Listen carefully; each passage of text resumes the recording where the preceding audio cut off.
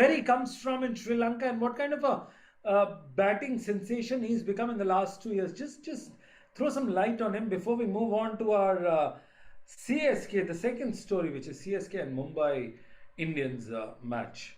Yeah, talking about Pathum Nissanka and where he's coming from. Basically, he has been in the spotlight since under 19 cricket. He was one of the players who averaged 60 plus in the first class, and he was consistently scoring, and he was tapping on doors for Sri Lanka cricket for a very long time. And he got the opportunity, and when he got the opportunity, he really pounced and pounced hard. But one area that I need to specifically highlight about Pathum Nissanka is comparing to his strike rate at the start of his career, where he was struggling to get the ball to the boundary at the initial stages of his innings. His strike rate was very much low, and even the fans were kind of triggered that he is not keeping up to the standards of modern cricket. But he switched gears. I mean, he has worked really hard on his strike rate. Like, he has become a proper opening batter now, and he has been consistently improving on his strike rate for the past 2 years. If you take a closer look at on his strike rates. Well, absolutely. Moving on, there's another mouth-watering clash. Now, this time it's Mumbai Indians with another defending champions many years ago, CSK. Well, we are fortunate to have two of the ardent supporters, critic of both the teams as our panelists. Let's move on to Mumbai Indians. I've got Toss Rizvi Toss, Clash of the Faltering Titans. That's what my producer tells me. Would you agree with that? No, I think you should have gone to Satish starting because he's the host right now. I mean, he's going to be hosting the show. In fact, the match at MH Chidambaram Stadium. Yeah, the last time Mumbai played recently against Chennai, where Sanju Samson came up with a beautiful knock. I hope this time he doesn't do it. Well, of course, yeah. I mean, this team, despite having some of the superstars in their lineup, have not been able to deliver. Whether you talk about Mumbai Indians or the Chennai Super Kings, but Mumbai has a much better, I mean, they are equal. They are equal when it comes to the number of titles, five IPL titles each. But I would say Mumbai had an advantage. They had the experience. They had the experience of Bumrah, Rohits, and the Pandyas who have led, and of course Surya Kumar Yadav, along with those young guns like Ryan Rickelton, and of course the experience of Quentin de Kock. But they have not been able to deliver, which has been unfortunate. And one of the reasons why they have been at the bottom of the table, and it's very difficult for them to qualify. But then again, I know it's Mumbai won't be taking this match lightly, considering it's the Chennai Super Kings. They are arch rival in the opponent at the in the opponents, and I think they will be keen on taking the earlier revenge which they did, the way they did at the Wankhede Stadium, embarrassing, put Mumbai in an embarrassing situation, was something like Mumbai won't be forgetting so quickly. So this time Mumbai will be keen on putting that you know helping, not just helping, uh, putting AK Satish into an embarrassing situation with a great performance today at the MH Chidambaram Stadium, I would say, and I'm looking forward to it. Well, have you gotten over the sadness of the way that Mumbai Indians have gone through, that they've inflicted on the fans? Yeah, I mean, see, a lot of fans were disappointed. I mean, you can just check out the videos at of the stadium where they leave early even before the match comes to an end, which is a rare sight. Mumbai fans have been one of the ardent supporters, strong supporters of their team. But then looking at those moments, or at those particular viral clips, I mean, it's very easy to be, it's very easy today in today's time where a lot of things get exposed here on social media and people start coming to conclusion and judgment. And this is one of the reasons why they have been on the back foot, that despite back-to-back failures and a lack of consistency, despite having superstars in their lineup, since such kind of some struggle has put fans into an embarrassing situation. There has been no fight from the Mumbai Indians, which is very saddening. And I hope to not to see this next year and Mumbai coming up with a new setup completely. Satish, what's the temperature there? What's the weather like? And also, is it fair to call it the El Clasico of IPL between Mumbai Indians and CSK? Your views? Yes, it's been quite hot and humid in the last few days, and it's only getting hotter. And this clash has made it even more hotter probably in Chennai today. The El Clasico. It's a mouth-watering clash, and I'm going to and watching the match. So in a few hours' time. And last time when I went, I was disappointed, and I had to leave a bit early before the match finished against the GT. So thought probably it won't be the same way today. That's what I hope.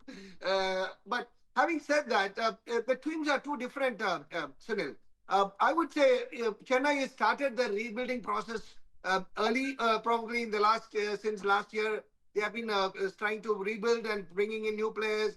Say, for example, even last game, if you look at, you had Urbil Patel, and you have, of course, your other players are also coming in, and Chennai has been rebuilding their team. If you look at, whereas Mumbai has got a full set team where most of these guys have gone on to win some of the past years. So there's a huge difference in that sense. But having said that, I would still wanted Chennai to show a bit more consistency, especially in terms of the bowling. I think the bowling is where things are not going right with Chennai. Bowling, or maybe even the way the bowling has been handled. I think Ritu was under a bit of a pressure, but his knock of 74 against GT should have eased his nerves a bit, and then he should come back and take it easy, and probably that will also show up against in his captaincy. So these are some of the things. But having said that, I'm going with a very minimal expectations. I just wanted to see all these stars play and compete and have a close match which goes to the wire. And again, we are on the home stretch of the IPL, and it's revenge week. So I hope we get. Allow me to interrupt you here and just ask you. The team is going through a build up process, but at the same time, you had the consistent support staff. You have the same consistent skipper for I mean, since the time the team existed, and the CEOs and the team management. Why was there a lag in the departure and the handover takeover process? See, the thing is, when teams are winning, they don't want to give up, and then they don't want to pause there. They don't want to take a break. So obviously, they were a bit again. If you look at the last few years of CSK, it's been very inconsistent in the sense when even under Dhoni, or even when Dhoni was there and Ritu was captaining, they were not able to find the right replacement combinations. If you look at last year also, your Rizvi was there in Chennai, but these talents who are coming into Chennai has not been performing. So they didn't have the time to probably be a little bit more patient to give them more chances. So that's one of the reasons. But again, it's not an easy task, because when you come into CSK and you have a huge boots to fill in, 5-time champions, and you come with a lot of expectations, and there is a lot of pressure. So whatever that the team management be, or the coaching staff be, at the end of it, the players need to go and perform according to the situation. So Well, absolutely. so Aaron, that's Aaron, what I'm hearing is two absolutely dismayed and completely run off supporters of both the team, which had once ruled the roost in IPL. Do you think if CSK gets the better of MI, it's curtains for MI, sadly, but yeah, reality hits them hard tonight if they lose? Aaron? It's always fair to call that it has been the biggest game throughout the history of IPL. Like both the teams sharing 10 titles among them. So that tells a story how much they have dominated the IPL throughout the past years. But talking about the last few seasons, both teams haven't really managed to come up to their potential. And if you talk about head to head, 1921, nothing much between the two teams. And since 2023, though, CSK have managed to be on top. They have managed to win 5 out of the 6 games, and they are currently leading. So that alone shows that Mumbai Indians haven't been on their best form in the past few seasons as well. But more importantly, both the teams sitting at right at the bottom of the table. Mumbai Indians at number 9 and CSK at number 7. So it's always an important game for both teams. And as you correctly mentioned, Sunil, if Mumbai Indians lose this game, it's going to be very tough for them. It's going to be very hard for them to bounce back. And in Sri Lanka, it has been a tough situation for all fans because we have been supporting both Mumbai and Chennai Super Kings time to time. Both the teams sitting at the bottom of the table, so we are hoping for the best tonight. Well, absolutely. There are key battles, battle within a battle that is simmering up. But whatever is said and done, look at the captain of Mumbai Indians. He's languished with his performance. Let's look at Ryan Reckleton versus Hussain. The second is Tilak Varma and Noor Ahmed. Toss Rizvi. Tilak Verma, Noor Ahmed, and Ryan Rickleton versus Akhil Hussain. What is the No, competition Ryan. looking like? Ryan has been fantastic here for Mumbai Indians. Yeah, it's a different matter that he has not been able to get the kind of support that he should have been. But this is worth looking forward to. I mean, Akhil is as talented. He's a youngster, somebody who's played other leagues as well.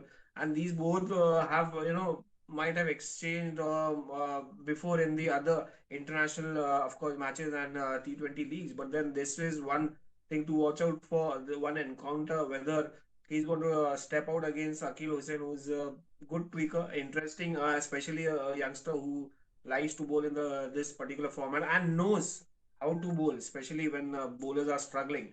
On the other hand, look at Tilak Verma. He got 100 in this league. Before that, he's been terrible in terrible form. But then this 100 would definitely help him, get a lot of confidence and belief in himself that okay, now I can get on with the runs. But again, Noor Ahmed is not just another player. He's a talented player. May not be like his teammate. May not be in form like his teammate from Mumbai. Of course, Afghanistan guy. That tweaker Allah Gazafar. But then Noor Ahmed is a special talent. Somebody, uh, I would say, left arm Rashid Khan. The way he bowls, he's got similar action, but with the left arm Chinaman thing.